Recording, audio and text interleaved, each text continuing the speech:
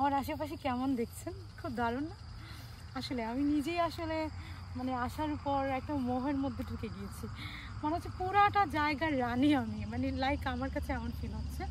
So এটা হচ্ছে সংযুক্ত আরব আমিরাতের আলাইন সিটির একটা পার্ক, যেটার নাম গ্রিন মুফাজ্জারা। সো আমি যদি ভুল না করে থাকি এটাই হবে, গ্রিন মুফাজ্জারা নামটা। চমৎকার একটি পার্ক। আমার আশেপাশে দু একটা গাড়ি মাঝে মধ্যে চক্কর দিচ্ছে, এছাড়া কিন্তু আমি কাউকেই দেখছি না, সিকিউরিটি আছে। আসলে এত চমৎকার। আমি আরও ইউএইতে কি দেখেছি আর এখানে কি দেখেছি, টোটালি ডিফারেন্ট। আমি পুরোপুরি আলাইনের প্রেমে পড়ে গেলাম। আলাইনের প্রত্যেকটা মানে প্লেস এত সুন্দর।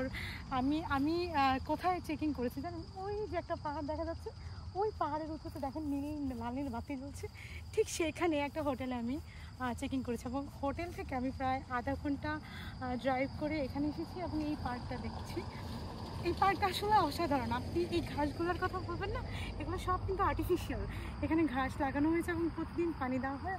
এটা আসলে মরুর বুকে সবুজ ফলানোর মতো। You can see this view, this is also so beautiful. আপনি দেখছেন পাহাড়, এগুলো কিন্তু পুরোটাই পাহাড়। এখানে হচ্ছে পাহাড় নট অনলি, এটা আপনার কী বলে, একটু ক্যামেরাটা সামনে আনুন। এটা পাহাড় বলতে এটা কিন্তু মাটির পাহাড় না, এটা কিন্তু পুরোটাই আপনার পাথর। মানে মরুভূমিতে যেটা হয় আর কি, সেটার মধ্যে আরবরা মাটি ফেলেছে, মাটি ফেলে ঘাস দিয়ে, এবং এই ঘাস গাছপালা আপনি দেখছেন ওখানে কিন্তু এখনও পানি দেওয়া হচ্ছে। It's amazing. আসলে না আসলে বোঝা যায় না।